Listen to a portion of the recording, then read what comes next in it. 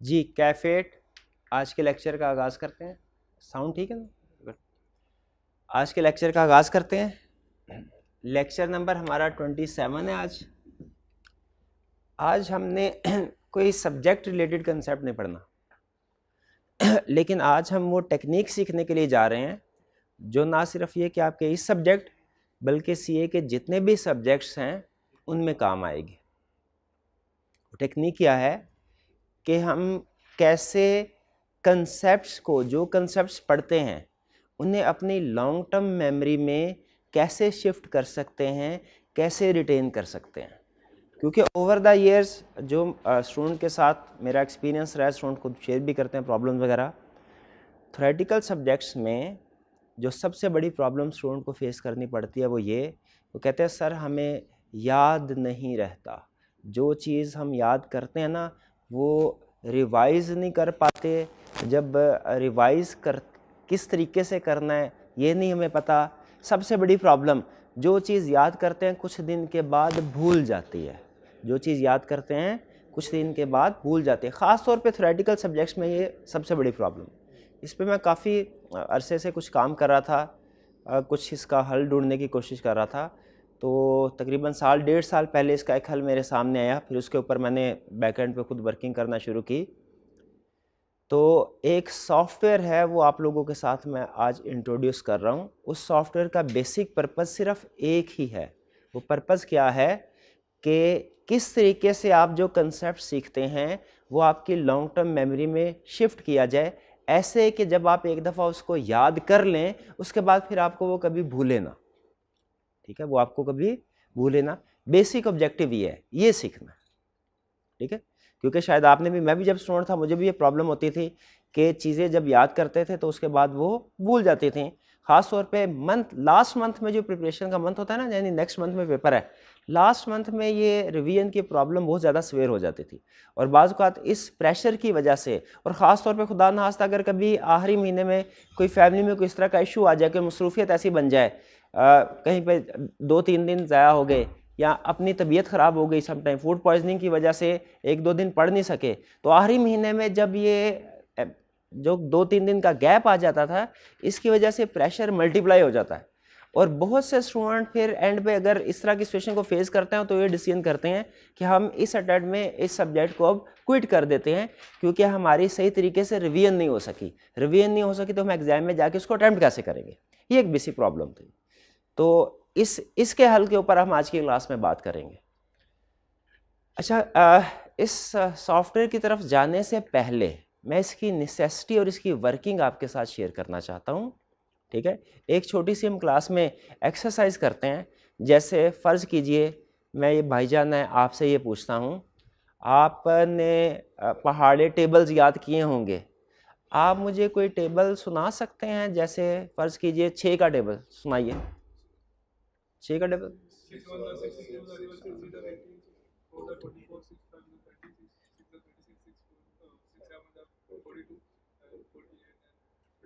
ठीक है भाई ने इंग्लिश में सुना दिया, हमने उर्दू में पंजाबी में याद किए होते हैं। 6 कम 6 दिन 12 सुनाएंगे, ये वाला भी सुना दे बेटा।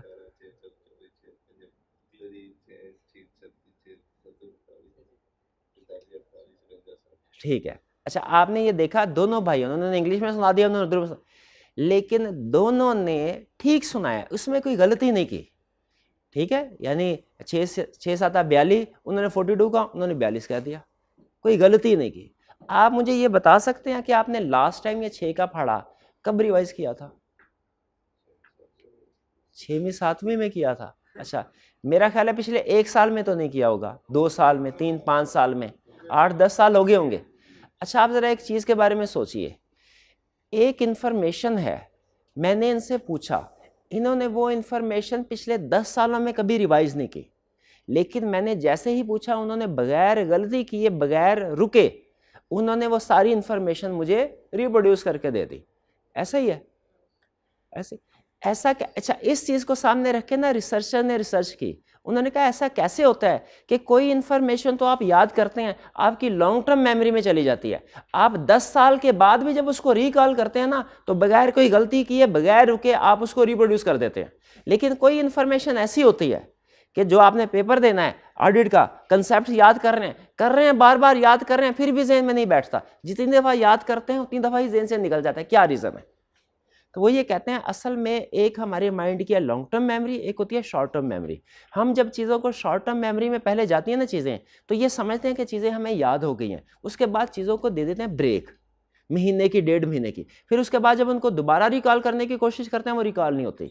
जब तक याद रखिए चीज़ें आपके शॉर्ट टर्म मेमोरी से लॉन्ग टर्म मेमोरी में शिफ्ट नहीं होगी ना, आपको हमेशा ये प्रॉब्लम आती रहेगी। क्या प्रॉब्लम आती रहेगी? कि एक चीज़ आप याद करते हैं वो याद रहती नहीं, वो भूल जाते हैं, बार बार याद करनी पड़ती है, बार बार भूल जाते हैं। तो प्रॉब्लम किस जगह पे है?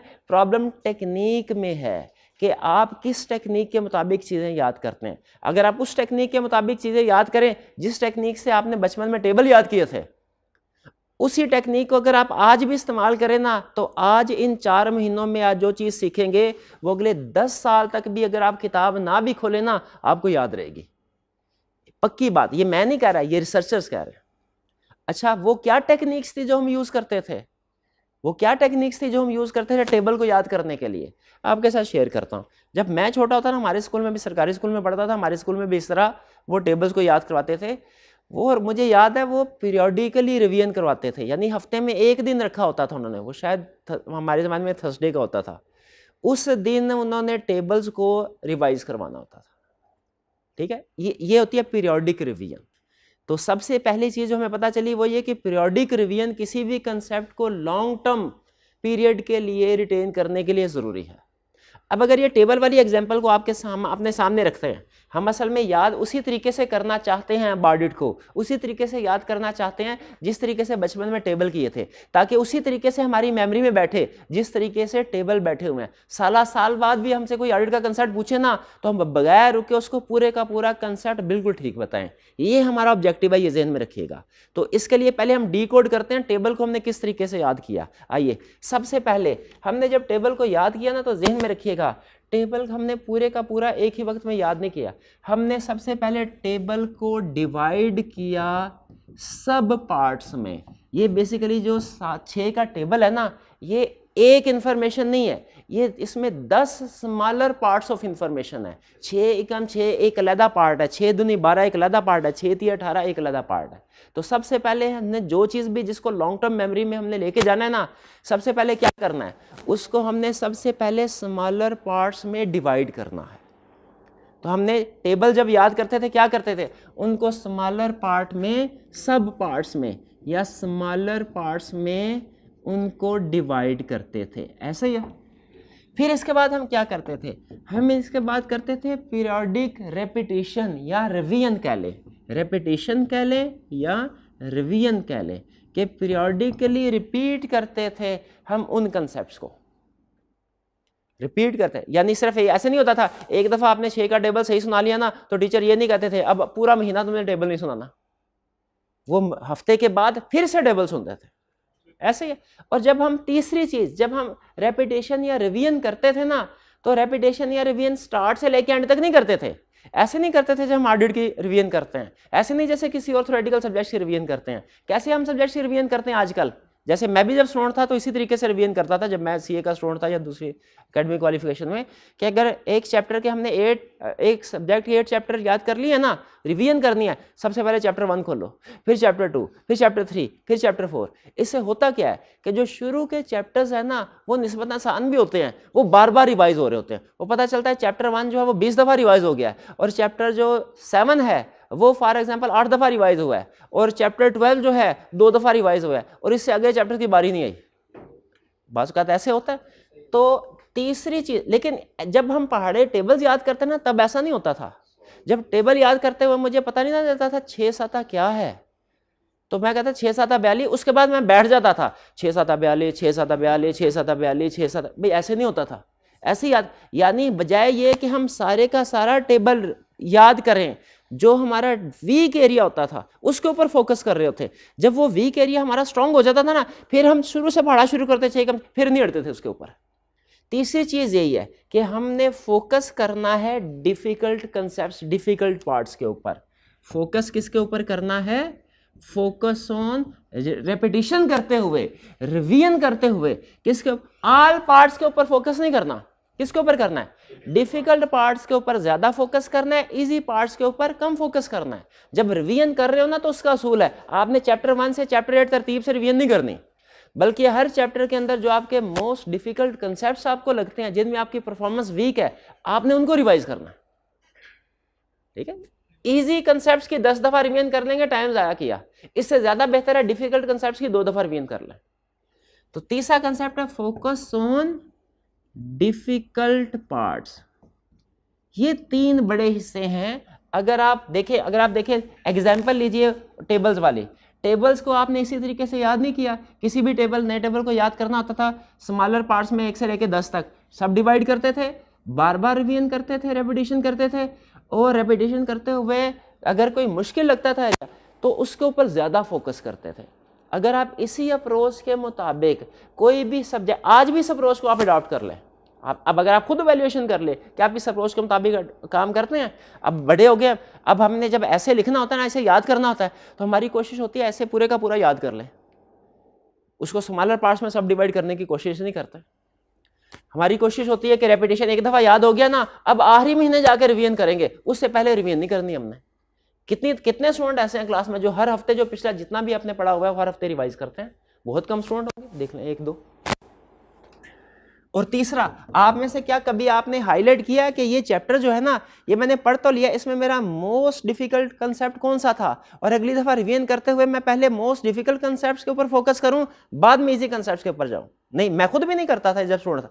जब शुरू किया रिवीजन करने के लिए तो चैप्टर 1 सारे का सारा रगड़ दिया, वो चाहे इजी कंसेप्ट है, चाहे दरम्यान में जो चलते गए एक लाइन पटरी बना के, चैप्टर 1 के कंसेप्ट 1 से लेके आगे चलते गए, इजी भी दरम्यान में आगे, डिफिकल्ट भी दरम्यान में आगे, सब कुछ को इक्वल टाइम दे रहे हैं।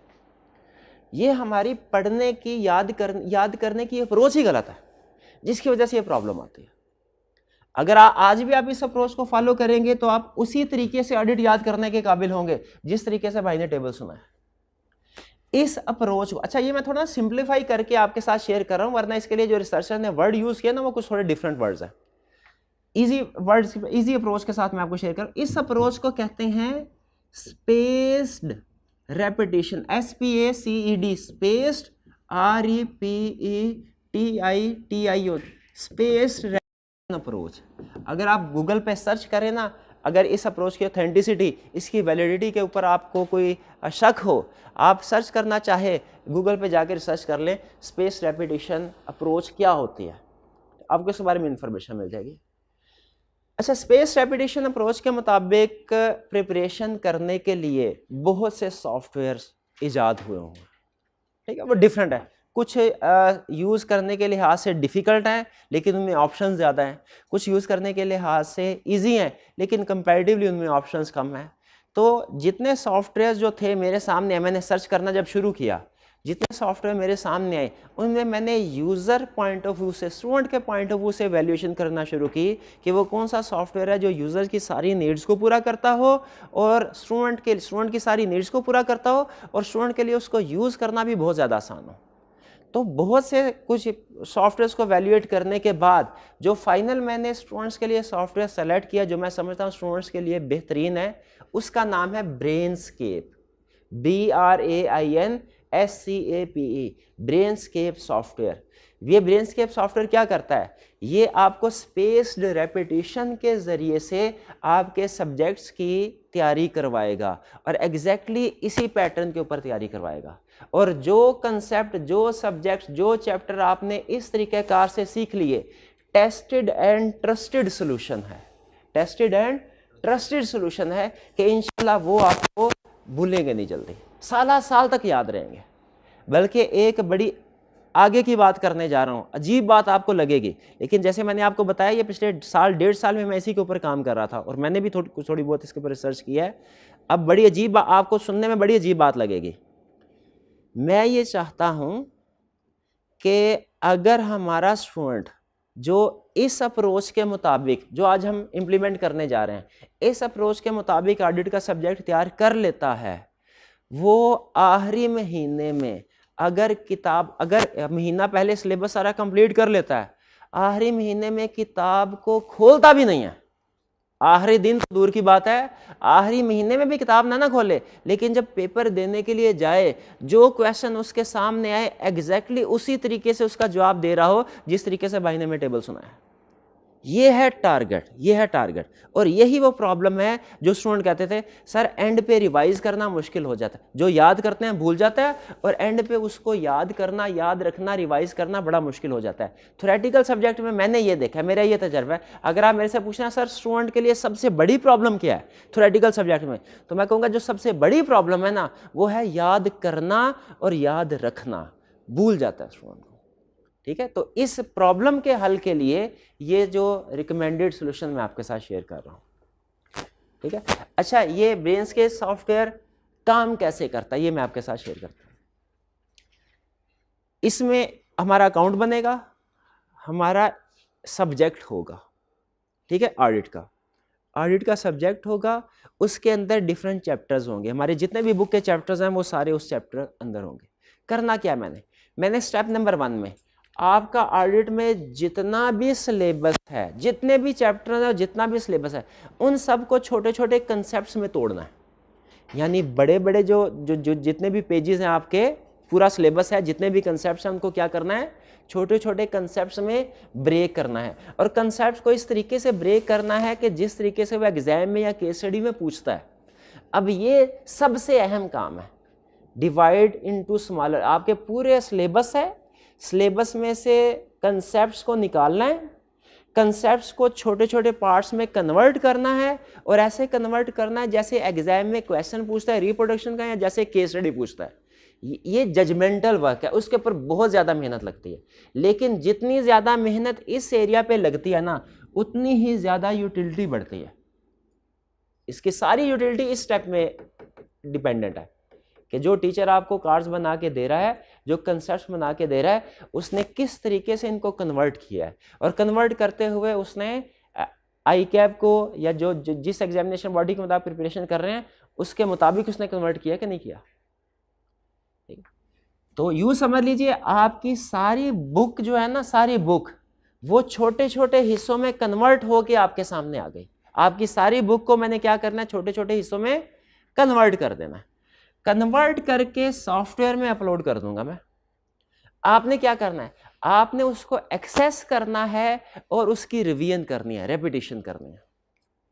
अच्छा, ये रेपिटेशन आपने डेली बेसिस पे करनी है। सबसे अहम चीज है कंसिस्टेंसी। लेकिन ये आपके 8 से 10 मिनट, इससे ज्यादा नहीं लेगी। यानी एक सब्जेक्ट में अगर आप रेपिटेशन करना चाहते हैं तो 8 से 10 मिनट से ज़्यादा टाइम आपको नहीं लगेगा। अगर आप डेली बेसिस के ऊपर अपनी रूटीन में से सिर्फ 8 से 10 मिनट एक्स्ट्रा निकाल लें और सब्जेक्ट की रिवीजन करना शुरू कर दें, आपको 2-4 दिन में नहीं, 1-2 हफ्तों में नहीं, लेकिन 1 महीने के बाद एहसास हो जाएगा कि इसके आपको कितना फ़ायदा हुआ है। आपकी सब्जेक्ट के ऊपर ऐसे ग्रिप हो जाएगी, बिल्कुल ऐसे ग्रिप हो जाएगी स्ट्रॉन्ग, जैसे टेबल्स के ऊपर ग्रिप है आपकी। और फिर बता रहा हूं, ये तजर्बा नहीं है, ये ऐसे नहीं है कि मैं तजर्बा करूंगा और आप काम करेंगे तो फिर देखेंगे कि आपको ये याद होता है कि नहीं। ये टेस्टेड एंड ट्रस्टेड सॉल्यूशन है। इसको दुनिया में, पूरी दुनिया में लोग इस्तेमाल कर रहे हैं, और सबसे ज़्यादा इसको मेडिकल के स्टूडेंट यूज़ करते हैं, क्योंकि उनके लिए याद करने वाली चीज़ें बहुत से केमिकल्स होते हैं, कंपोनेंट्स होते हैं, पता नहीं क्या क्या नाम उन्होंने याद करने होते हैं, तो सबसे ज़्यादा वो यूज़ करते हैं। लेकिन बहरहाल हमारे लिए भी ये इक्वली इंपॉर्टेंट है। सबसे पहले क्या करना, मैंने तीन स्टेप्स हैं इस अप्रोच के। कंसेप्ट्स को स्मॉलर पार्ट्स में डिवाइड करना है, आपने उसकी रेपिटेशन करनी है। ये मेरा काम है, ये आपका काम है। फिर ये सॉफ्टवेयर का काम है। सॉफ्टवेयर क्या करता है, जब आप रिवीजन कर रहे होंगे ना, ये 8 से 10 मिनट के, ठीक है, सिस्टम आपके जो आप जिस कंसेप्ट की रिवीजन करेंगे उसकी क्लासेस बनाता जाएगा। सिस्टम 5 तरह की क्लासेस बनाता है। मैक्सिमम वो कंसेप्ट जो आपके परफेक्ट है, जो आपको 100% आते हैं, और मिनिमम वो कंसेप्ट जो आपको 0% आते हैं, और फिर दरमियान में कुछ कंसेप्ट्स। यानी अगर आप एक कंसेप्ट को 100% आंसर दे देते हैं तो आप उसको 5 में से 5 मार्क्स देंगे। अगर एक कंसेप्ट को 80% आप आंसर कर देते हैं सही, 20% भूल गया है या 20% गलत हुआ है, तो सिस्टम आपको 5, आप सिस्टम में 5 उस क्वेश्चन को 5 में से 4 मार्क्स देंगे। 60% आंसर किया है 5 में से 3 मार्क्स, 40% आंसर किया है 5 में से 2 मार्क्स, और अगर 20% या उससे लेस किया है तो 5 में से 1। सिस्टम क्या करेगा, सिस्टम अब ये जो आपसे क्वेश्चन पूछ रहा है ना, और आप उसको आंसर करने के बाद मार्क्स दे रहे हैं कि मेरे इसको, आप खुद को मार्क्स दे रहे होंगे कि ये कंसेप्ट इसने पूछा है, ये मुझे 40% आता था, 40% आता था, मैं इसको 2 मार्क्स दूंगा, और ये कंसेप्ट मुझे 80% आता था, इसको मैं 4 मार्क्स दूंगा। सिस्टम ऑटोमेटिकली आपके उन कंसेप्ट्स की क्लासिफिकेशन बनाता जाएगा कि कौन से कंसेप्ट्स आपको ज़्यादा मुश्किल लगे, कौन से कंसेप्ट्स आपको आसान लगे। जब अगले दिन या जब नेक्स्ट रिवीजन या रेपिटेशन में आप बैठेंगे ना, सिस्टम ये नहीं करेगा कि रैंडमली आपके सामने क्वेश्चन ले आए। वो क्या करेगा भला, वो जो आपके पिछले सेशंस की बेस पे, पिछले पूरे जितने भी आपने 8, 10, 12 सेशन, उनकी बेस पे जो आपके डिफिकल्ट कंसेप्ट्स होंगे वो आपको सामने रखेगा, वो पहले टेस्ट करवाएगा, और जो इजी कंसेप्ट्स हैं उनको एंड पे टेस्ट करवाएगा। यानी जितनी दफा भी आप रेपिटेशन करने के लिए बैठेंगे, आपके सामने वो क्वेश्चंस आएंगे जो डिफिकल्ट है, जो आपको डिफिकल्ट लगे थे, ताकि आपके डिफिकल्ट एरियाज के ऊपर आपका फोकस लग रहा हो। वरना अगर आप किताब खोल के बैठेंगे ना, तो किताब में तो आपको तरतीब से कंसेप्ट्स होते हैं, और तरतीब से आप उसी तरतीब से रिवीजन कर रहे होंगे, इजी एरिया के ऊपर भी टाइम लग रहा होगा, डिफिकल्ट के। सिस्टम में छोटे छोटे पार्ट्स बना के सिस्टम में कन्वर्ट करने का फायदा क्या हुआ कि आपने उन कंसेप्ट्स को टेस्ट करने के बाद उनकी तरतीब लगा ली, कौन से मुश्किल है कौन से आसान है, और सिस्टम ऑटोमेटिकली आपको जो मुश्किल वाले हैं वो आपसे पूछा करेगा। ठीक है, इससे आपको खुद एहसास होगा। वैसे तो 1.5-2 हफ्ते के बाद ही फील होना शुरू हो जाता है, लेकिन 1 महीना देखें। इस अप्रोच में कंसिस्टेंसी, ये अप्रोच ये कहती है कि अगर स्टूडेंट 1 घंटा बैठ के तो रिवीजन करता है ना, वो गलत है। स्टूडेंट ने रिवीजन करनी है छोटी छोटी, 8 से 10 मिनट, 5-7 मिनट की भी इवन 8 से 10 मिनट की रिवीजन करे, लेकिन करे डेली। तो 2 से 3 हफ्ते के बाद आपको खुद फील हो जाएगा कि ये छोटी सी एक्सरसाइज है, ये आप में कितनी वैल्यू एडिशन कर रहे हैं। जैसे ही क्वेश्चन सामने आया करेंगे, फौरन आपका माइंड आपको बता दिया करेगा इस कंसेप्ट में ये लिखना है, ये लिखना है, ये लिखना है, और ये इसकी डेफिनेशन है और ये डिफरेंशिएशन है। आपको किताब खोलने की भी जरूरत नहीं है, आप कहीं पे भी जा रहे, मोबाइल तो आपके साथ होता है ना, इंटरनेट का कनेक्शन भी है, इसके लिए एक मोबाइल चाहिए, इंटरनेट का कनेक्शन चाहिए। कहीं पे भी अगर ये 2 चीजें आपके पास हैं, आप घर में हो, आप बाजार में, आप किसी रिलेटिव के पास हैं, आप बैंक के किसी काम से या किसी भी और जगह पे ऑफिस में बैठे हैं, आपके पास 8 से 10 मिनट फ्री हैं, आप ये रेपिटेशन कर सकते हैं। इवन अगर 5 मिनट भी फ्री है ना, आप रेपिटेशन कर लीजिए। ठीक है, तो इसमें कंसिस्टेंसी अहम है। तो ये इसका इंट्रोडक्शन था जो मैंने आपके साथ शेयर किया। तो मुझे ये बताइए, अगर आपको समझ आ रही है कि ये जो ब्रेनस्केप सॉफ्टवेयर है ये हम किस लिए यूज़ कर रहे हैं, ताकि हम जो भी कंसेप्ट सीख रहे हैं वो हमारी लॉन्ग टर्म मेमोरी में जाए। ठीक है, हमें ये टेंशन ना हो कि हमने आखिरी महीने रिवाइज करना है, बल्कि जैसे जैसे चैप्टर्स हमारे कंप्लीट होते जा रहे हैं वैसे वैसे हम याद कर रहे हो। आप आखिरी महीने किताब बिल्कुल भी ना खोलें, तो भी आप इस काबिल होना चाहिए आपको, अगर आप कंसिस्टेंसी के साथ प्रैक्टिस कर रहे हैं कि कोई भी किसी भी वक्त क्वेश्चन पूछे आप उसको फौरन बता सके, इसमें ये पॉइंट है, ये पॉइंट है और ये पॉइंट है। ठीक, अच्छा, अब हम डिस्कस करते हैं कि इसको हमने यूज कैसे करना है, यूज कैसे करना है। ठीक है, आप सब स्टूडेंट्स के पास मोबाइल है? चलिए, लैपटॉप तो नहीं होगा। अच्छा, ऑनलाइन वाले स्टूडेंट्स जो मुझे देख रहे हैं, आपके पास अगर मोबाइल सामने है तो मोबाइल के ऊपर आप इसको यूज़ कर लें, और अगर आप कंप्यूटर या लैपटॉप पे आप इसको देख रहे हैं तो कंप्यूटर लैपटॉप का एक्सप्लोरर पे एक अलहदा से एक और टैब को ओपन कर लीजिए, जिसके ऊपर अब हम ये सीखेंगे कि हमने इसको यूज़ किस तरीके से करना है। अच्छा, एक चीज़ ध्यान में रखिएगा, इस ब्रेनस्केप सॉफ्टवेयर को आप मोबाइल पे भी यूज़ कर सकते हैं और आप लैपटॉप पे भी यूज़ कर सकते हैं, लेकिन आपने इसको इसकी वेबसाइट के थ्रू एक्सेस करना। इसकी एक मोबाइल ऐप भी है, लेकिन ऐप रिकमेंडेड नहीं है। ठीक है, उसमें कुछ लिमिटेड फंक्शनैलिटीज़ है, कुछ एक ऑप्शन नहीं है उसमें। यानी अगर ऐप में एक वक्त में आप एक ही चैप्टर रिवाइज कर सकते हैं, लेकिन अगर आप वेबसाइट के ज़रिए से एक्सेस करते हैं तो आप एक वक्त में मल्टीपल चैप्टर्स को भी रिवाइज कर सकते हैं। ठीक है, वो मैं आपके साथ अभी शेयर करता हूँ। स्टार्ट करें? चलिए, अब ऐसा कीजिए, आप मोबाइल अपने सामने रखिए, अपने सामने रखिए, और जैसे जैसे मैं आपको लेके चलता हूं, आगे नहीं चल, भागना नहीं है, जैसे जैसे मैं आपको लेके चलूंगा ना, आपने उसी तरीके से आगे बढ़ना है। नहीं, हॉटस्पॉट नहीं है कोई भी, साथ वाले से ले ले भाई।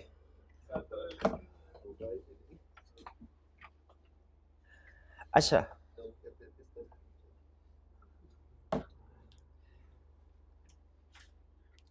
सबसे पहले आप जाएंगे एक्सप्लोरर पे, और एक्सप्लोरर पे आप टाइप करेंगे brainscape.com, BRAINSCAPE, brainscape.com। Brain space नहीं है भाई, स्केप है, SCA, स्केप। ये पहुंच गया वेबसाइट पे? चलिए शाबाश। अभी हमारा प्रोजेक्टर भी ऑन हो रहा है, जरा ऑनलाइन वाले स्टूडेंट्स के लिए प्रोजेक्टर के साथ। brainscape.com पे जब आप पहुंचेंगे मोबाइल के जरिए से, तो आपको नजर आ रहा होगा टॉप राइट कॉर्नर पे 3 हॉरिजेंटल लाइंस हैं। टॉप राइट कॉर्नर पे 3 हॉरिजेंटल लाइंस हैं, नजर आ रही हैं आपको? इन हॉरिजेंटल लाइंस को जब आप क्लिक करेंगे,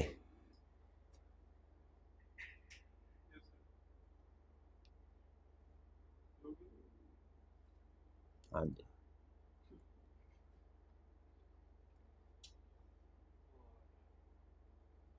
तो आपके सामने, हाँ ठीक है, साथ साथ हम मोबाइल पे भी यूज़ करते हैं इसको, कि मोबाइल पे किस तरीके से आप इसको यूज़ कर सकते हैं, और लैपटॉप कंप्यूटर के जरिए से भी डिस्प्ले करते हैं। मोबाइल, अगर आप लैपटॉप या कंप्यूटर के जरिए इसको एक्सेस कर रहे हैं, आपने टाइप करना है BRAINSCAPE, brainscape.com। ठीक है, यहाँ पे अगर आप देखें टॉप राइट कॉर्नर पे आपको 2 टैब नजर आ रहे हैं, लॉगिन और गेट स्टार्टेड। अगर आपने ऑलरेडी अकाउंट बना लिया हुआ है तो लॉगिन पे क्लिक करेंगे। अगर फर्स्ट टाइम आप इसको यूज कर रहे हैं तो आपने गेट स्टार्टेड के ऊपर क्लिक करना है।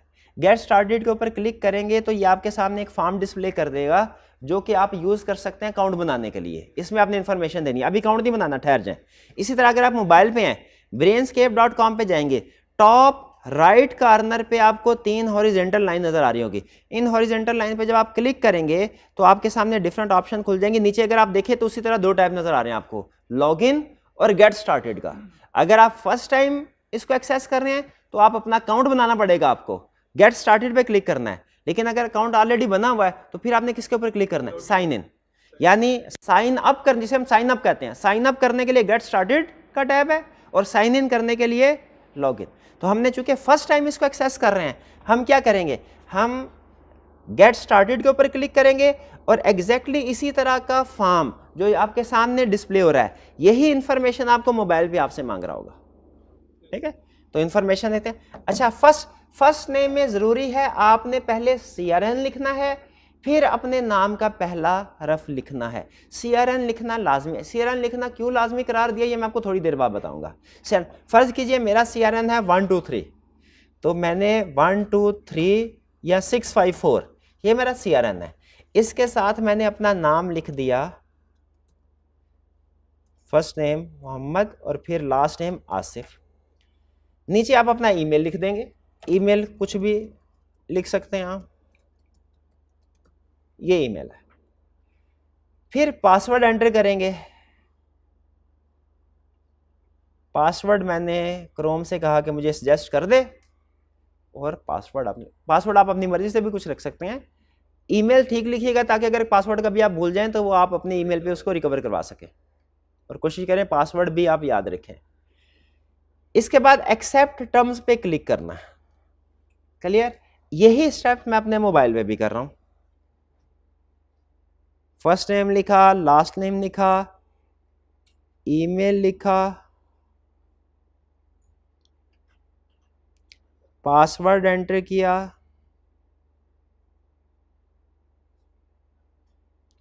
एक्सेप्ट टर्म्स पे क्लिक किया, और फिर इसके बाद रजिस्टर पे क्लिक कर दिया, मोबाइल पे भी और लैपटॉप पे भी। ये रजिस्टर पे क्लिक हो गया। जब रजिस्टर पे क्लिक हो जाएगा तो आपका अकाउंट बन गया। आपके सामने कुछ इस तरह का डिस्प्ले आ जाएगा, how would you like to start. इसको कैंसिल कर दें, how would you like to start, ये मैं आपको बता रहा हूं, आपको खुद सीखने की जरूरत नहीं है, मैं बता रहा हूं कि आपने कैसे स्टार्ट करना है। इसको कैंसिल कर दें। अब देखिए आपके सामने कोई इस तरह का डिस्प्ले आ गया जिसमें आपके सामने एक अकाउंट बना हुआ है।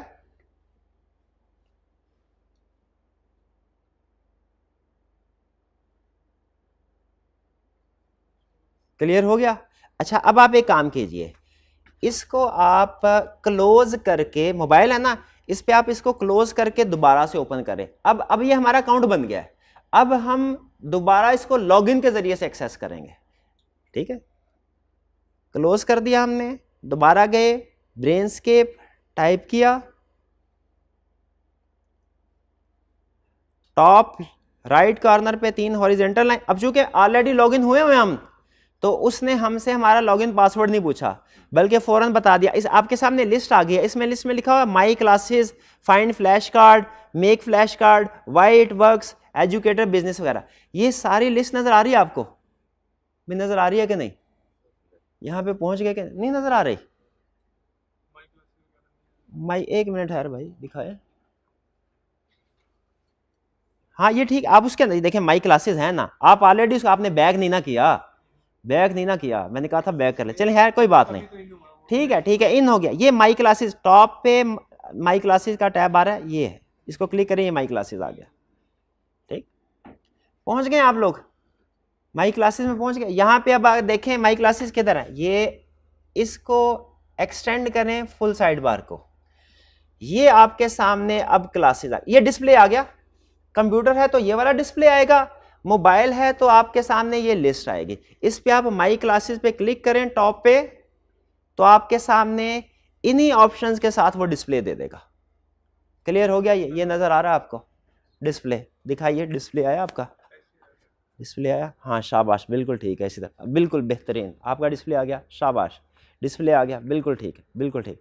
अच्छा, उसने आपको ऑटोमेटिकली एक नॉलेज रीहैब एक कोर्स है, इसमें इनरोल किया हुआ है, लेकिन आप इसको एक्सक्लूड कर दें, इसके आगे क्रॉस लगा हुआ है ना, आप इस क्रॉस को प्रेस कर दें कि भाई यस रिमूव क्लास, ये क्लास मेरे काम की नहीं है, ये मेरे अकाउंट से रिमूव कर दो, ये तो पता नहीं किसी और की क्लास है, इसको रिमूव कर दें, रिमूव कर दें और फिर से माई क्लासेस में आ जाएं। ठीक है, अब देखिए, अब अगर आप देखेंगे ना तो वो कह रहा है योर लाइब्रेरी इज एम्प्टी, यानी अब वो आपके अकाउंट से निकल गया है। यहां तक क्लियर हो गए? इतने स्टेप में हमने क्या किया है, हमने ब्रेनस्केप के ऊपर अपना अकाउंट बना लिया है और उसमें जो गैर जरूरी कोर्स था उसको डिलीट कर दिया।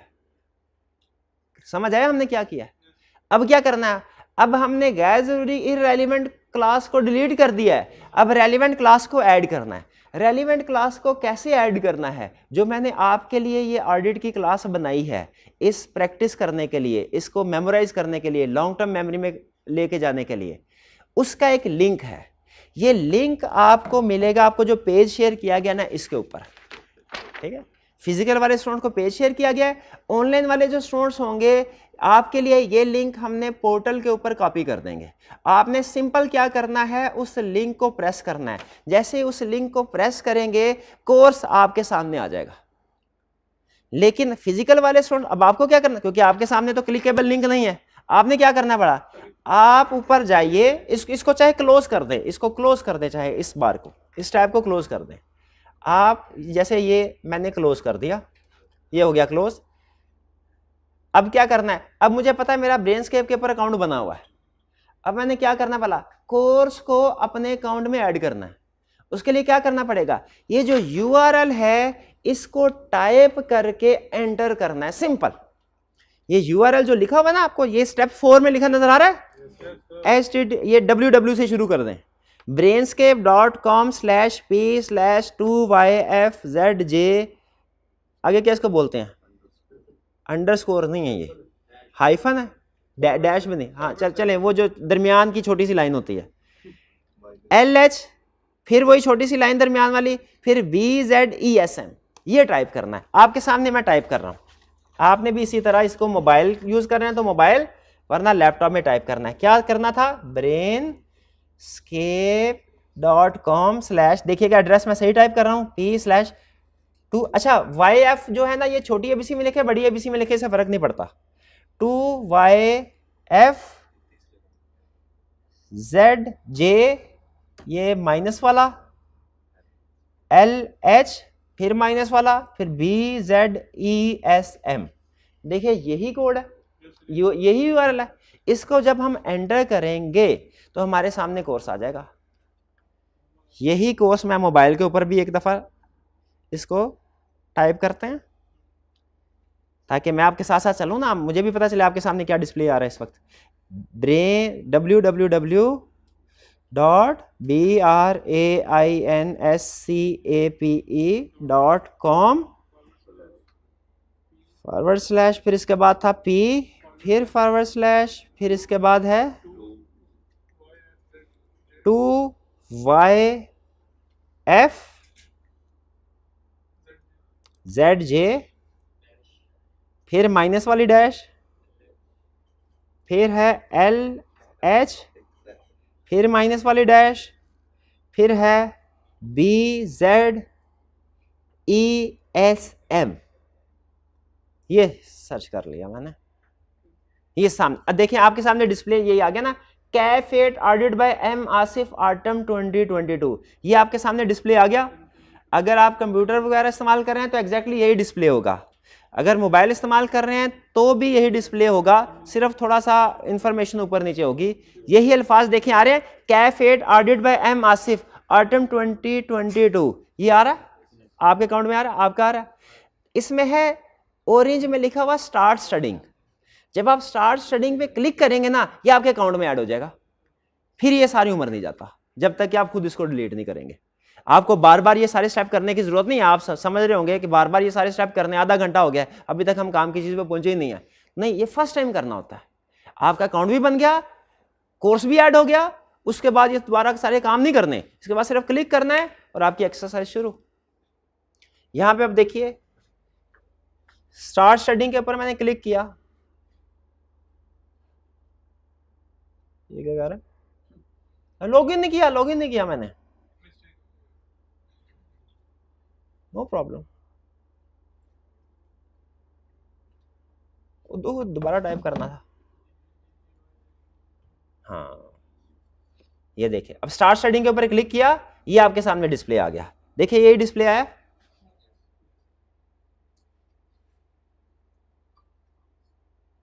क्लियर, चैप्टर 1 लिखा नजर आ रहा है आपको अपने मोबाइल की स्क्रीन पे, एश्योरेंस सर्विस। चैप्टर 2 लिखा आ रहा है, बेसिक कंसेप्ट, एग्जैक्ट।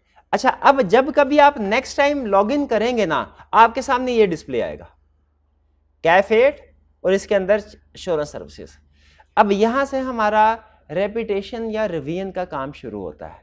आपने सबसे पहला डिसीजन क्या करना है कि मेरे सामने जितने भी, अब चूंकि अभी हमने स्टार्ट शुरू किया है तो अभी फिलहाल 2 चैप्टर्स हैं, आगे आहिस्ता आहिस्ता मैं इसमें चैप्टर ऐड करता जाऊंगा। एक वक्त आएगा जब यहाँ पे 20 चैप्टर्स होंगे, तो आपने पहला फैसला क्या करना है कि मैं रिवीजन करूं, चैप्टर 20 की करूं, चैप्टर की करूं, 17 की करूं, 4 की करूं, 5 की, 1 की, या के 1 की, 2, 3 तीनों की करूं, या के सब की करूं।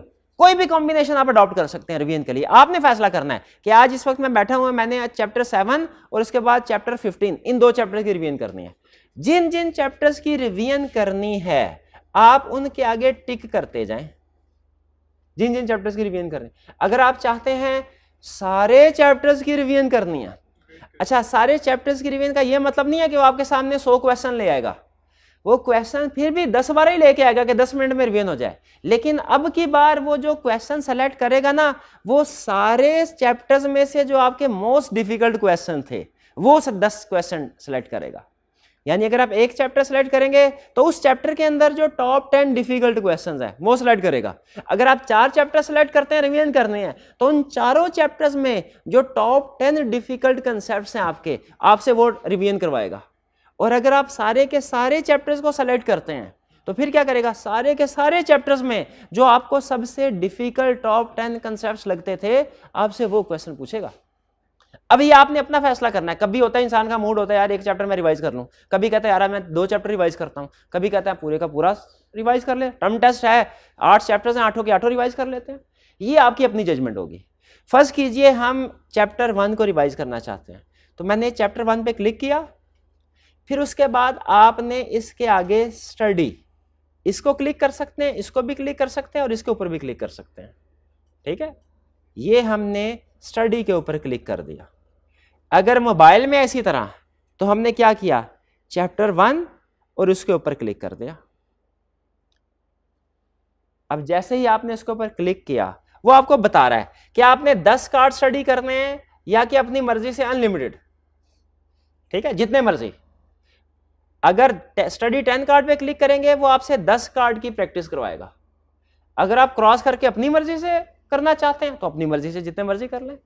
आप रेपिटेशन बार बार भी कर सकते हैं, लेकिन रिकमेंड क्या करते हैं ना, वो कहते हैं ज्यादा रिवीजन, लंबी रिवीजन नहीं अहम, लंबी रिवीजन नहीं अहम, बार बार रिवीजन अहम है, बार बार रिवीजन अहम है।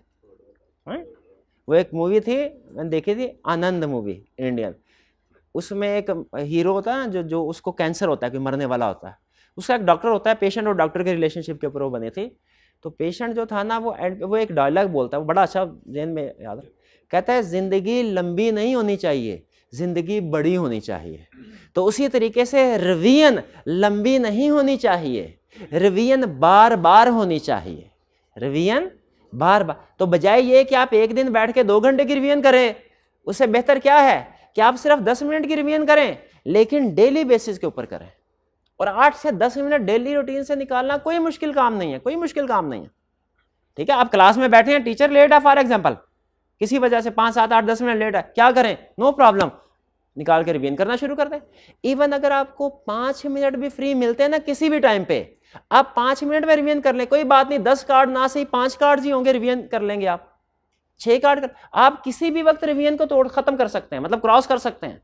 मैंने रिवाइज कर रहा था, 6 कार्ड रिवाइज किए, घर वालों ने कह दिया कोई काम से तो भाई ये काम करके आओ, तो नो प्रॉब्लम, उसको क्रॉस कर दें, वापस आके वहीं से शुरू कर लें दोबारा, ठीक है। क्योंकि हर आपके क्वेश्चन को अटेम्प्ट करने के बाद सॉफ्टवेयर आपके स्टैटिस्टिक्स को अपडेट कर, बैकएंड पे एक बड़ा एल्गोरिथम काम कर रहा होता है, वो आपके अपडेट करता रहता है स्टैटिस्टिक्स को।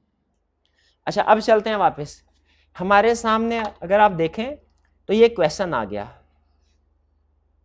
ये क्वेश्चन है, ये चैप्टर 1 का क्वेश्चन है, why management wants to present best views to performance to shareholder. अगर आप देखें आपके मोबाइल के ऊपर भी यही क्वेश्चन है, ऐसे ही है।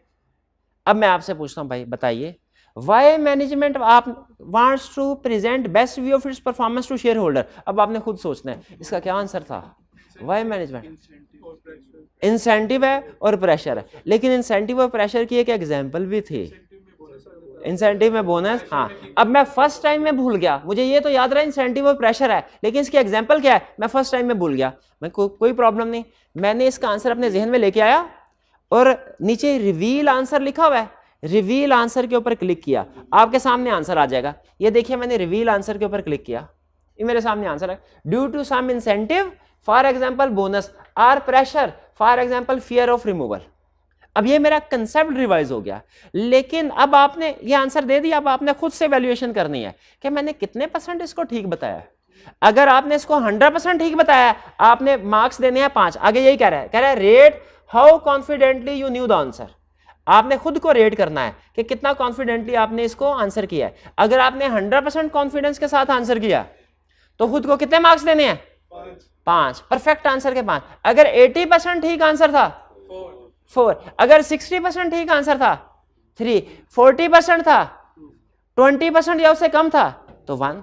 अब देखें, अब आपने मेरी असेसमेंट के मुताबिक तकरीबन 60% ठीक बताया। एग्जांपल बतानी चाहिए थी, पहले नहीं बताई, लेकिन बाद में याद आया। तो मेरा ख्याल है अगर मैं इसको आंसर कर रहा हूं तो कितने मार्क्स दूं, मुझे कितने देने चाहिए। अब ये आपकी अपनी जजमेंट, आपने अपनी असेसमेंट की बेस पे 1 2 3 4 5 में से किसी एक के ऊपर क्लिक करना है। ये मैंने 3 के ऊपर क्लिक कर दिया। याद रखें ये सबसे अहम स्टेप है आपके लिए कि आपने इसको मार्क्स कैसे, और आपने दयानतदारी के साथ मार्क्स देने हैं, 2 नंबरी नहीं करने।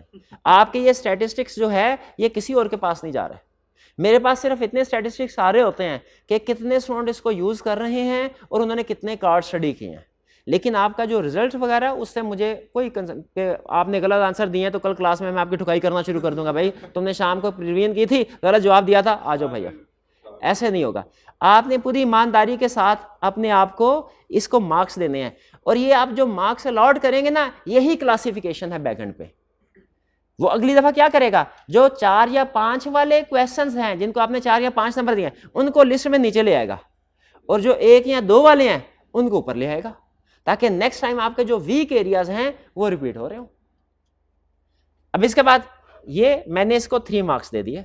अब इसके बाद अगला क्वेश्चन कहता है you rated this card at 3, it will repeat in a while. कहता है चूंकि ये सेटिस्फैक्ट्री परफॉर्मेंस नहीं है आपकी, आपको 4 या 5 होते तो हम कहते हैं आपको कंसेप्ट आता है, तो ये कुछ अरसे के बाद दोबारा आपसे टेस्ट किया जाएगा।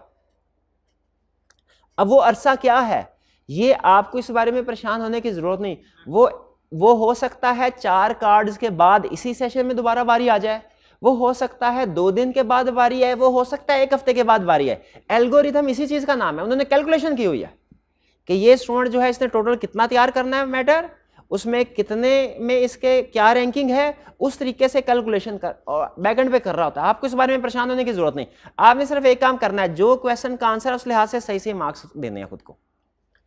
अगला क्वेश्चन हमने कहा ठीक है भाई समझ आगे क्या कहना चाह रहे हो। अब ये देखें नीचे बता रहा है 1 वाला, ये 1 है ये 5 है, 1 वाला क्या होगा, रिपीट ऑफन, यानी जिनको आप 1 या 2 देंगे वो क्वेश्चन ऑफन रिपीट होंगे, जिनको आप 5 मार्क्स देंगे वो रिपीट होंगे जरूर लेकिन रेयरली, कभी कभार रिपीट फिर भी होंगे, कहीं ऐसा ना हो वो आप भूल जाए। तो अगर पहले आपने 5 मार्क्स दिए किसी को, हफ्ते बाद वो क्वेश्चन दोबारा आया भूल गया था, अब 1 मार्क्स देंगे तो वही कंसेप्ट आपको फिर दोबारा टेस्ट करवाएगा। यानी सिर्फ ये नहीं कि स्ट्रॉन्ग के डिफिकल्ट कंसेप्ट्स के ऊपर फोकस करना है, इजी कंसेप्ट्स की भी वो आपको रिवीजन करवाता जाएगा लेकिन कम रिवीजन करवाएगा, ज्यादा फोकस किसके ऊपर होगा, डिफिकल्ट कंसेप्ट्स के ऊपर। गॉट इट हो गया। अब आगे चलते हैं, फिर इसके बाद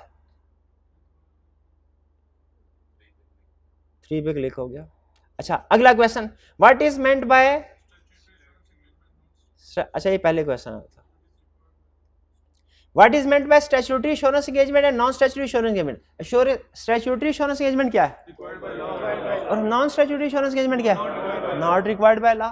अब ये हमने अपना आपने ज़हन में आंसर ले आया, अब क्या करना है हमने, reveal answer, reveal answer.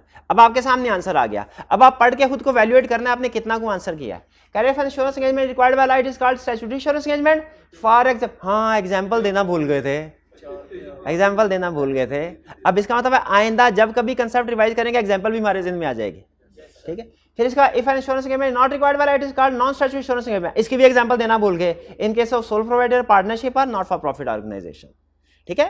Concept वही है बुक में, लेकिन क्या किया है, बुक के कंसेप्ट्स को हमने बिट साइज्ड इंफॉर्मेशन में, स्मॉल इंफॉर्मेशन में कन्वर्ट करके तोड़ के आपके सामने रख दिया। अब बताइए कितने मार्क्स दें इसको, 4, 4 कर लिया हमने, चले 4 कर लिए, ये 4। और इसी तरीके से आप आगे चलते जाएंगे। स्टूवर्डशिप,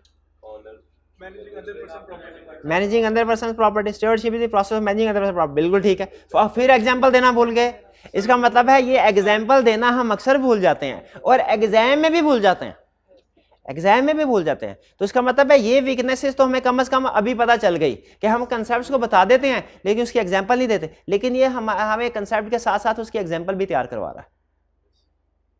क्लियर। इसी तरह आप आगे चलते जाएंगे, वो आपके स्टैटिस्टिक मेंटेन करता जाएगा। फर्ज कीजिए मैं यहाँ पे पहुंचा हूँ, घर वाले ने कहा क्या कर रहे हो, फजूल बैठे रहते हो, ईद का दिन है, पता नहीं मेहमान आए हैं, जाओ नान लेके आओ। हमने कहा अच्छा ठीक है, इसको किया क्लोज, नान लेने के लिए चले गए। अब नान वाले की दुकान, रश लगा है उधर, और लोगों के घर में भी तो मेहमान आए हैं, रश लगा है उधर, कोई प्रॉब्लम नहीं, मोबाइल हमारे साथ है। हमें याद आया कि ये ब्रेनस्केप कंप्यूटर पे भी चलता है, मोबाइल पे भी चलता है। मोबाइल के ऊपर आप ओपन करें, इसको क्लिक करें और वहीं से शुरू हो जाएगा। यानी हो सकता है आपको कार्ड्स नए बनाएं लेकिन आपको वो वहीं से शुरू करवाएगा जहां से आपने छोड़ा था घर में। आपका जो चूंकि मेन अकाउंट यूज करें, मैंने आपको बताया था ना मोबाइल ऐप लेस प्रेफर्ड है, उसको इस्तेमाल ना करें। चूंकि आप वेबसाइट पे अपना अकाउंट यूज कर रहे हैं ना एक्सेस करने के लिए, तो चाहे मोबाइल से एक्सेस करें या लैपटॉप से एक्सेस करें, आपके सारे स्टैटिस्टिक्स वो एक ही अकाउंट में जमा हो रहे हैं। अगर आपने उधर घर बैठ के कंप्यूटर के जरिए से एक्सेस किया था, फिर क्लोज कर दिया, फिर नान वाले की दुकान पे जाके मोबाइल के जरिए एक्सेस कर रहे हैं, तो वही स्टैटिस्टिक्स जहां से आपने क्लोज किया था ना, उसी स्टैटिस्टिक्स से वो स्टार्ट करेगा। ठीक है, आप वहां पे 4-5 आपने घर में क्वेश्चन किए थे, 4-5 वहां पे कर लें, आपका घर वालों का काम भी होगा, हमारी रिवीजन भी हो गई। असल में इसका ना एक तो ये है स्पेस रेपिटेशन की अपनी एक यूटिलिटी है, ये मानी हुई टेक्निक है, मानी हुई टेक्निक दुनिया में यूज होती है। ये पाकिस्तान में इतनी यूज नहीं होती, मैंने देखा पाकिस्तान सीए में तो खैर हमारे कहीं यूज नहीं हो रही। अल्लाह करे कि आप इसके ऊपर काम करना शुरू कर दें तो आइंदा हम इसको फिर आगे प्रमोट करें। लेकिन पाकिस्तान, पूरे पाकिस्तान में भी मैं देख रहा था सिर्फ 2 टीचर्स और हैं पूरे पाकिस्तान में, कोई यूनिवर्सिटी के टीचर्स हैं जो इसको यूज़ कर रहे हैं। तो ये एक तो ये, लेकिन इसका जो मेरी नज़र में एक और बड़ा फ़ायदा है ना, वो पता है क्या है? ये आपकी ज़िंदगी के जो बहुत से 5-5, 10-10 मिनट होते हैं ना, जो नॉर्मल लॉस क्या है कि आप ज़ाया कर देते हैं। क्योंकि हम स्टूडेंट है ना, हम कहते हैं नहीं, जब तक एक माहौल नहीं बना होगा ना घर में पढ़ने का, और शाम का टाइम घर वालों ने कोई काम भी नहीं करना, किसी ने आना जाना भी नहीं, घर की बेल भी नहीं बजनी, सुकून से मैं बैठा हूँ, मैं तब 1.5-2 घंटा जब मेरे पास फ्री, मैं तब काम करूँगा। अगर मेरे पास सिर्फ बाज़ बात ऐसे होता है कि हमारे पास 15-20 मिनट फ्री होते हैं, लेकिन हम कहते हैं यार 15-20 मिनट तो किताब खोलने में और जगह पे पहुंचने में लग जाएंगे, तो जब मेरा टेम्पो बनेगा उस वक्त 15-20 मिनट मेरे पास फ्री टाइम है वो खत्म हो जाएगा। तो मैं फ्री टाइम जो मेरा 2-2.5 घंटे वाला है ना, मैं उसको यूज़ करूँगा। याद रखें, ये जो 5, 10, 15 आर्टिकल्स में जाके आपको एहसास होगा कि जो दरमियान में छोटा छोटा गैप आता है ना, ये कितना अहम होता है। अगर आप इसमें तैयारी करना ना शुरू करें, आर्टिकल्स में तैयारी कर ही नहीं सकते CFAP की, तो इस 5, 10, 15 मिनट के जो गैप्स है ना, इनको आप यूज कर सकते हैं इस टेक्निक के जरिए से, और बेतहाशा फायदा देगा। बेतहाशा, मैं बार बार कह रहा हूँ, आपके ऊपर तजर्बा नहीं हो रहा, ये trusted, tested and trusted solution है। तजर्बे हो चुके हैं, नतीजे सामने आ चुके हैं, अप्रोचेस डेवलप हो चुकी हैं, आपने सिर्फ अब इसको इस्तेमाल करना है। क्लियर हो गई बात? तो करेंगे, आज से ही करेंगे, ये ऑनलाइन वाले भाई आप भी करेंगे, आज से ही करेंगे। लेकिन एक चीज रह गई, पहले आपका कोई क्वेश्चन है तो पूछ लें। हाँ, टाइम का नोट नहीं करा, टाइम, ये टाइम नहीं आपको दे रहा, आप ओपन रह के आपने खुद से वैल्यूएट करना है। आप चाहे तो 30 सेकंड के बाद आंसर दें, चाहे 10 सेकंड के बाद, लेकिन आपने खुद वैल्यूएट करना है कि यार अगर एक आंसर मैंने दिया तो ठीक, लेकिन उसे मुझे 40 सेकंड लग गए, हालांकि 10 सेकंड में आंसर मेरे ज़हन में आ जाए, तो इसका मतलब है मेरा कंसेप्ट थोड़ा सा वीक है। आप उसमें फिर, हालांकि आपने कंप्लीट आंसर दिया है, लेकिन बेहतर है आप 5 की बजाय 4 मार्क्स दे दें खुद को, क्योंकि आपको थोड़ा याद करने में टाइम लगा। तो ये आपने खुद से एडजस्टमेंट करनी है। पूरा सिलेबस, अच्छा सुन लें, पूरा सिलेबस, अगर मैंने पूरा सिलेबस कन्वर्ट करके उसमें अपडेट किया होगा ना, तो पूरा सिलेबस हो जाएगा, पूरा सिलेबस। लेकिन इसमें इसकी यूटिलिटी में सबसे अहम चीज़ पता है क्या है? सबसे अहम चीज़ है टीचर, कि आपका टीचर कितनी मेहनत करके कंसेप्ट्स को किस लेवल पे ब्रेक डाउन करके इसमें कन्वर्ट करता है। ठीक है, वो इंशाल्लाह देखें, मैंने आपको बताया मैं 1.5 साल से इसके ऊपर काम कर रहा था, और मैंने इसकी ऊंच नीच सीखी है। मैं ये तो नहीं कह सकता कि मैं इसके ऊपर 100% मेरा नॉलेज है, ऊंच नीच सीखी हुई है। इंशाल्लाह इस तरीके से आपको क्वेश्चन सामने प्रेजेंट करके दूंगा जो एग्जाम पॉइंट ऑफ व्यू से भी अहम होंगे, और उस तरीके से टेस्ट हो रहे होंगे जिस तरीके से ICAP कर रहा है। अच्छा, आज ये लेक्चर टू लेक्चर नहीं चलेगा, चैप्टर टू चैप्टर, जैसे एक चैप्टर अगर चल रहा है, जैसे चैप्टर 14 चल रहा है हमारा, वो 5 दिन हो गए हैं, ऐसे नहीं होगा चैप्टर पहले लेक्चर के बाद ही मैं अपलोड कर दूंगा, नहीं, पहले आपको पूरा चैप्टर, देखिए रिवीजन बाद में होती है, पहले तो हमने समझना है ना। तो पहले जब जिस दिन पूरा चैप्टर खत्म होगा ना, उसके बाद मैं इसको अपलोड किया करूंगा, उसके बाद मैं अपना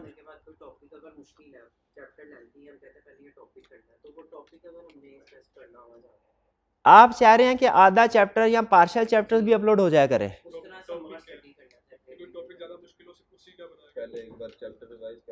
पहले बेहतर है चैप्टर रिवाइज कर ले, क्योंकि मैं भी रोज रोज नहीं, मैं हफ्ते बाद एक दिन बैठ के ना मैंने चैप्टर करने होंगे। जब एक दफा बन जाएगा ना, उसके बाद अगले सेशन के लिए आसान नहीं है, वो तो फिर हर लर्निंग ऑब्जेक्टिव का भी अलग बनाया जा सकता है। ठीक है, लेकिन जी हाँ बिल्कुल, अगर कार्ड कम, देखें आप कार्ड असल में आपसे ये नहीं पूछेगा आपने कितने कार्ड की प्रैक्टिस करनी है, वो नहीं पूछेगा। स्टैंडर्ड 10 है, लेकिन आप उसको क्रॉस कर दें। आप अगर 5 प्रैक्टिस करना चाहते हैं तो आप उसे कहें ठीक है 10 मेरे से पूछ ले, लेकिन जब 5 क्वेश्चंस हो जाए उसके बाद क्लोज कर दें वेबसाइट को। लेकिन अगर आप 15 करना चाहते हैं प्रैक्टिस, उसने 10 पूरे करवा दिए, आप उसे कहे भाई दोबारा मेरे से टेस्ट करो, वो 10 फिर अगले नीचे वाले 10 ले आएगा। टॉप 10 डिफिकल्ट पूछ लिए, फिर उसके बाद अगले पूछेगा। सिस्टम ने तरतीब वो ये कंफर्म है, पहली दफा वो आपसे तरतीब से क्वेश्चन पूछता है, फिर उसके बाद जब आप रैंकिंग कर देते हैं ना, ये कंफर्म है वो हमेशा आपसे मोस्ट डिफिकल्ट कंसेप्ट आपके पहले पूछेगा, इजी वाले बाद में पूछेगा। और ब्यूटी इसकी है ही इस चीज में कि हमारा फोकस उन एरियाज पे लग रहा हो जो हमारे वीक एरियाज हैं। हाँ देखें, अगर चैप्टर 1 की आप बार बार रिवीजन करेंगे तो वो चैप्टर 1 की क्वेश्चन पूछेगा ना, वो चैप्टर 2 के तो नहीं पूछ सकता। अब चैप्टर 1 के मैंने 30 क्वेश्चन अगर डाले हैं उसके अंदर, तो आपने चैप्टर, तो अगर आपके स्ट्रांग हो गए हैं ना चैप्टर 1, आपको लग रहा है कि यार अब जो क्वेश्चन पूछ रहा है ना मेरी उसके ऊपर ग्रिप है, मेरी ज्यादातर क्वेश्चन 4-5 आ रहे हैं, तो आप चैप्टर 2 की तरफ चले जाए, या चैप्टर 1 और चैप्टर 2 दोनों को सिलेक्ट कर लें। वो फिर क्या करे, वो फिर पूछेगा फिर भी 10 क्वेश्चन, लेकिन फिर दोनों में से पूछेगा।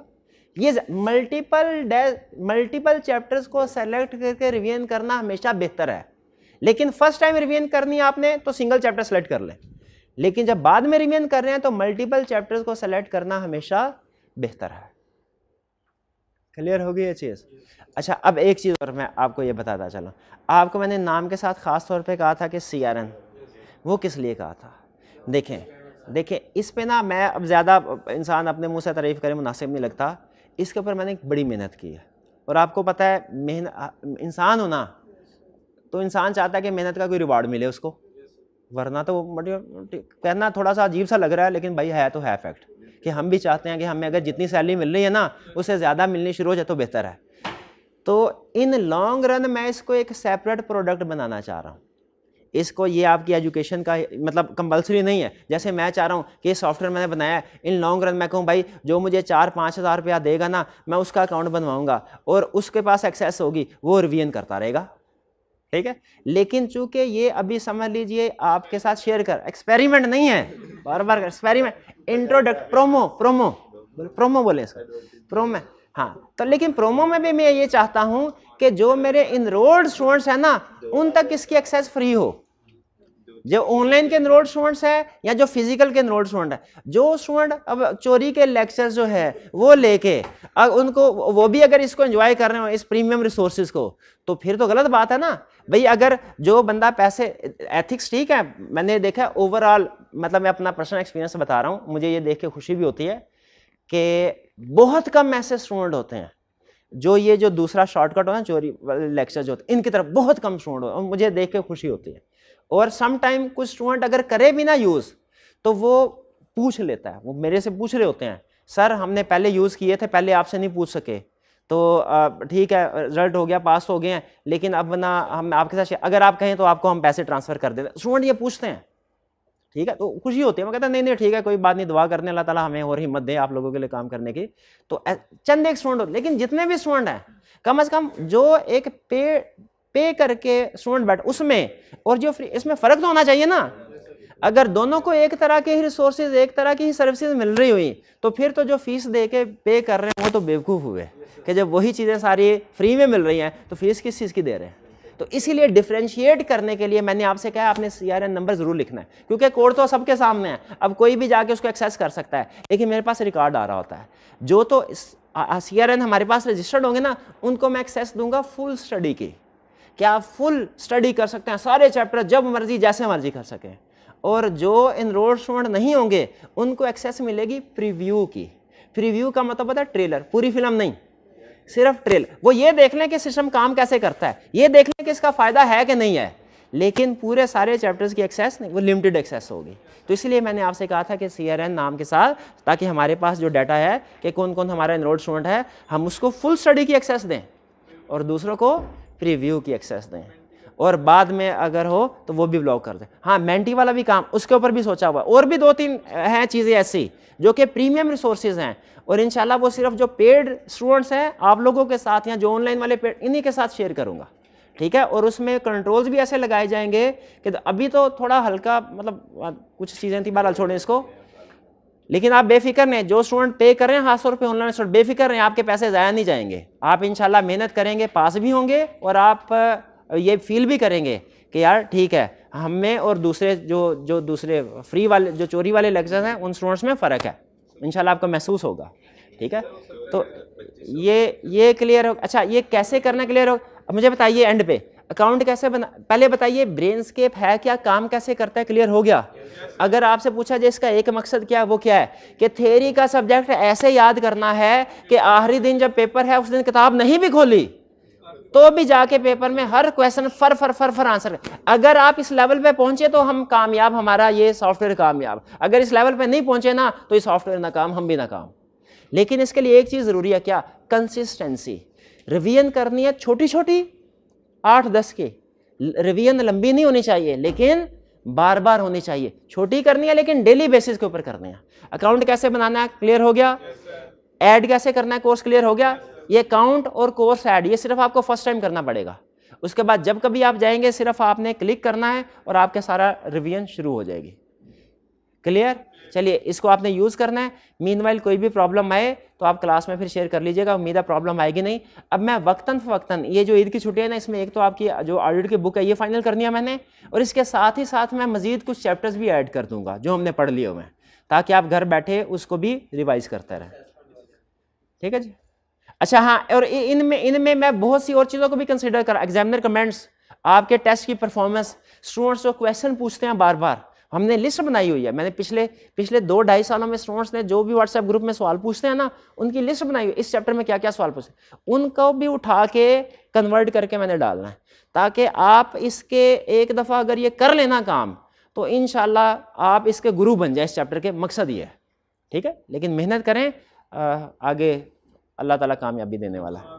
ठीक है जी, तो क्लियर हो गया। आज के लिए यही चीज़ थी। देखिए आज हमने कोई टेक्निकल कंसेप्ट नहीं सीखा ऑडिट का, लेकिन वो चीज़ सीखी है जो आपके सारे और मजे की बात, आखिरी बात चलते चलते, ये कैफ 8 है, ये चले मैंने काम, मेरी जिम्मेदारी है, मैं कर दूंगा, सारी चीज़ें बना दूंगा। लेकिन जब आप सीफैप लेवल पे जाएंगे ना, तब हो सकता है आपको कोई टीचर ये सॉफ्टवेयर इस्तेमाल करवाने वाला ना मिले, तब कोई आपको ये उधर आपके साथ ये कंसेप्ट को ब्रेक डाउन करके अपडेट करने वाला। आप उस वक्त भी इस टेक्निक को यूज़ कर सकते हैं। ये टेक्निक जैसे मैं बताया ना, कॉमन टेक्निक नहीं है, ये सीए प्रोफेशन में करंटली और कोई नहीं यूज़ कर रहा है इसको। ठीक है, तो मे भी जब आप जाएं सीफैप लेवल पे तो, लेकिन उस वक्त कोई टीचर इस्तेमाल, लेकिन आपने इसको छोड़ना नहीं है। अगर आप इस सेशन से समझने के बाद समझते हैं कि ये काम की चीज़ है, आप खुद के भी कार्ड्स बना सकते हैं, आप खुद की भी क्लास बना सकते हैं। आप नोट्स बनाते हैं ना अपने, करना क्या, सिर्फ उन नोट्स को फ्लैश कार्ड में कन्वर्ट कर देना है। यही सॉफ्टवेयर यूज़ करते हुए, यही साइट यूज़ करते, यही अकाउंट यूज़ करते हुए आप अपने ज़ाती भी नोट्स बना सकते हैं और एक दूसरे के साथ इस तरह शेयर भी कर सकते हैं जिस तरह आप नोट्स शेयर करते हैं। लेकिन बहरहाल इस सेशन में अभी आप खुद से ना, इस सेशन में तो आप देखें कि ये सिस्टम काम कैसे करता है। ठीक है, इसमें क्या क्या ऑप्शंस है ये देखें। इसके बाद मैं रिकमेंड करता हूं जब इंशाल्लाह ये कैफ 8 आप पास कर जाएं, सीफैप लेवल पे जाएं, तो भी आप इस अप्रोच को ना छोड़ें। फिर एंड पे फिर दोबारा कह रहा हूं, ये टेस्टेड एंड ट्रस्टेड अप्रोच है, ये काम करती है। ठीक है, इसको सिर्फ अब आपने अपनी ज़िंदगियों के साथ इसको इंटीग्रेट करना। तो क्लियर करेंगे, रोज़ के 8-10 मिनट आप दे देंगे, कोई बड़ी रिक्वायरमेंट तो नहीं है ना आपसे? हाँ शाबाश। चलिए आज के लिए इतना ही काफ़ी, आज का लेक्चर में हमने ये चीज़ सीखनी थी, यहाँ पे ख़त्म करते हैं हम आज का लेक्चर। अल्लाह हाफिज़।